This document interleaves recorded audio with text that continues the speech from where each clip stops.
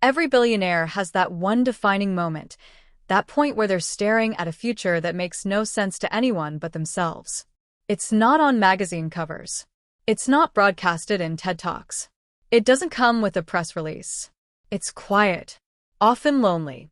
A single decision, a risk that turns into a lifetime of impact.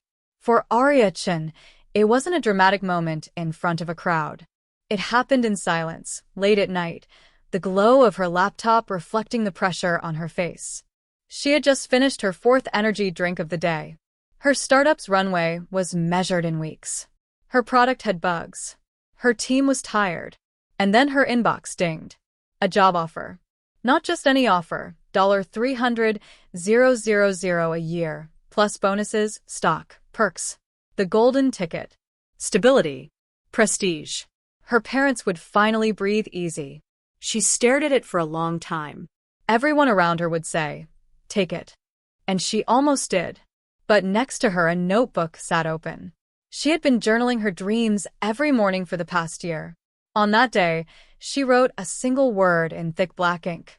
Bet. That night, she didn't celebrate. She didn't tell anyone. She deleted the offer, laid down on the thin mattress in her office, and stared at the ceiling. Her heart pounded. The air felt thick. And still, she slept better than she had in weeks. Because for the first time, her decision wasn't made by fear or comfort. It was made by belief. The risk she took wasn't just financial. It was spiritual, emotional, existential. She wasn't risking money. She was risking identity. Because billionaires know something most people forget. Before the success, before the launch, before the world claps, there's a phase where you have to give up who you are to become who you're meant to be. Leon Mercer had his point of no return in a more brutal, visible way. He had poured every dime, every waking hour into building a same-day delivery platform that promised speed and efficiency in cities where traditional services lagged. He had the data. He had the ambition. What he didn't have was buy-in. Investors laughed. Some ignored him. Some pretended to listen. Others told him to pivot to something more realistic. He counted every rejection, 73. By that point, he was sleeping in a rented basement. His bank account hovered in double digits. His credit card was maxed. His family told him he was delusional. Friends stopped picking up the phone. One night, he sat at his desk and stared at his pitch deck, fingers trembling. And then he did something different. He printed it out, rewrote the core idea by hand, and sent a fresh email to his 74th investor. That pitch didn't just get read. It got him a meeting.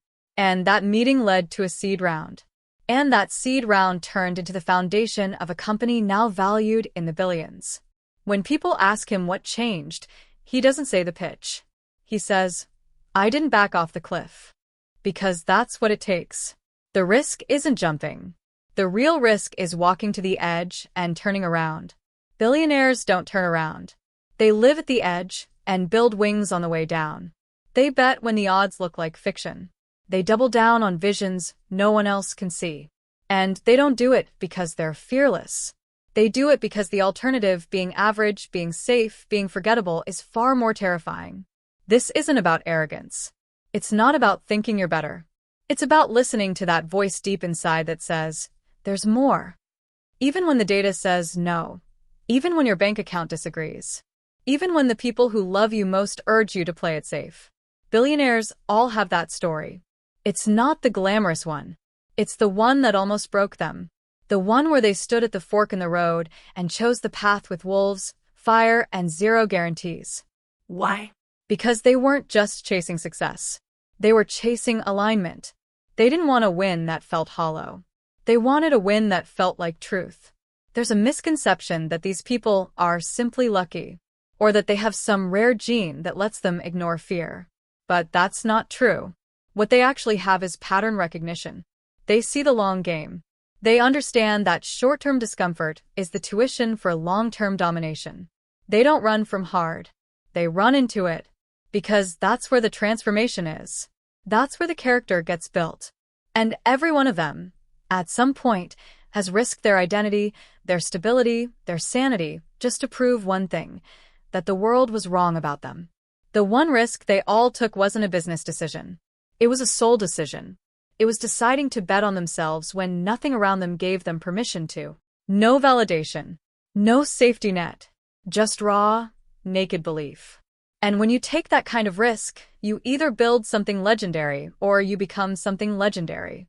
Either way, you win. Because the value isn't in the outcome, it's in the process. The version of you that walks through that fire isn't the same one who walked in. That's the real gain. Look closer at any billionaire, and you'll find this turning point. Oprah Winfrey being told she wasn't fit for television. Elon Musk spending his last dollars funding 2 companies at once. Howard Schultz getting rejected hundreds of times before Starbucks became a thing. They all walked into risk with no guarantee of success. And they didn't do it for applause. They did it because staying still was death. Playing safe was the slow bleed. And they'd rather go down swinging than live wondering what if. That's what makes them different. Not money, not genius, not connections, but that decision. That one moment when they could have chosen the normal path, but didn't. That one fork in the road where they walked into the fog instead of following the map. That's the one risk they all took. And that's the moment that changed everything. It's easy to celebrate them now. Easy to look at the private jets, the luxury properties, the Forbes lists. But those things weren't the risk. Those were the rewards. The risk was the moment they said no to comfort, yes to chaos, and hell yes to becoming who they knew they were deep down. That's what made them. That's what will always separate them. So the next time you hear a billionaire story, look past the highlight reel. Dig into the discomfort. Find the chapter where everything could have crumbled. That's the chapter that made them. That's the risk they all took. And that's the blueprint hidden behind every fortune. Not strategy, not hacks, but decision. One raw, honest, terrifying decision that most people avoid.